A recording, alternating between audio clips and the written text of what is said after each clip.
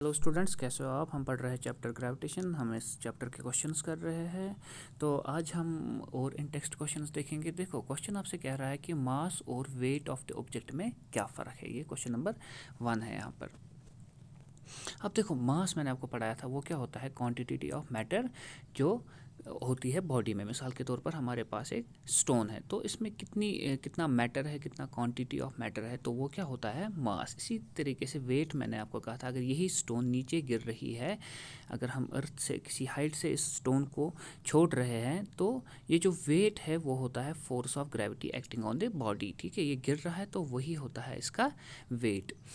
तो मास होता है measure of inertia of the body, और वेट जो होता है वो होता है मेजर ऑफ ग्रेविटी। अब मास एक कांस्टेंट क्वांटिटी है, चाहे आप यूनिवर्स में कहीं पर भी रहो तो मास सेम ही रहेगा। लेकिन ये जो वेट है वो कांस्टेंट क्वांटिटी नहीं है। मैंने आपको समझाया था, अगर अर्थ पे हमारा वेट 60 kg है तो मून पे वो 1/60 ही होता है, यानी कि मून पे हम 10 kg ही होंगे। तो वेट क्या है, वेट है अब मेजर ऑफ ग्रेविटी, यानी कि फोर्स जो एक्ट कर रहा है इस बॉडी को, वही है वेट। तो वेट का खाली, मास का खाली मैग्नीट्यूड होता है, लेकिन वेट का क्या होता है, डायरेक्शन भी। और ऐसा यूनिट है मास का केजी, लेकिन वेट का क्या है, न्यूटन। फिर है question number 2, what is the weight of object on the moon. अच्छा, वाई इज़ ऑब्जेक्ट। ठीक है, ये कह रहा है कि ऑब्जेक्ट जो है, कोई भी ऑब्जेक्ट अगर आपके पास है तो उसका वेट क्यों मून पे 1/6 हो जाता है, जो कि उसका अर्थ पे है। मैंने आपको समझाया था, अगर 60 kg अर्थ पे है तो मून पे इसका 1/6 यानी कि 10 kg ही होगा। तो अब क्वेश्चन यही कह रहा है, ये मैंने आपको समझाया भी था, मैंने आपको सॉल्व करके भी दिखाया था कि कैसे होता है। देखो, अगर मास ऑफ अर्थ है ME और रेडियस और मास ऑफ ऑब्जेक्ट है M और R है रेडियस ऑफ अर्थ, तो वेट क्या होगा, GMEM divided by R²। G है ग्रेविटेशनल कांस्टेंट। इसी तरीके से अगर मून पे होगा मास M ठीक है, बाकी सेम रहेगा, लेकिन RM जो है वो रेडियस ऑफ मून है। अब हमें पता है मास ऑफ अर्थ कितना है, मास ऑफ मून कितना है, रेडियस ऑफ अर्थ कितना है और रेडियस ऑफ मून कितना है। तो हम रेशियो निकालेंगे WM डिवाइडेड बाई WE, तो वो हमें आता है 1/6। इसीलिए वेट ऑफ ऑब्जेक्ट जो है मून पे वो होता है 1/6 ऑफ वेट ऑन अर्थ।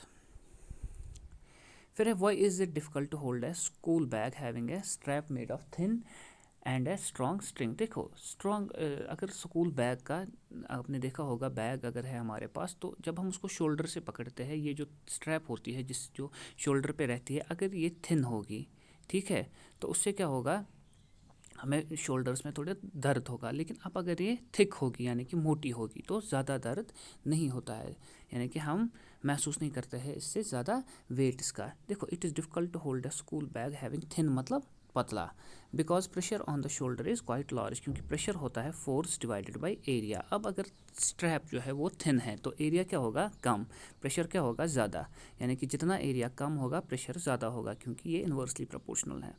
अब अगर स्ट्रैप थिन होगी तो जितना ज़्यादा एरिया होगा, एरिया ज़्यादा होगा तो प्रेशर क्या होगा, कम। इसीलिए हम डिफ़िकल्ट होता है स्कूल बैग को कैरी करने में, जिसका स्ट्रैप जो है यानी कि जो हम शोल्डर पे रखते हैं वो थिन होगा। What do you mean by buoyancy. तो ये भी मैंने आपको समझाया था, जो अपवर्ड फोर्स लिक्विड अगर हमारे पास है तो ये जो अपवर्ड फोर्स एक्सर्ट करता है ऑन एन ऑब्जेक्ट, जो हम उस पर इमर्स करते हैं, उसमें डालते हैं, तो उसे कहते हैं बायोंसी।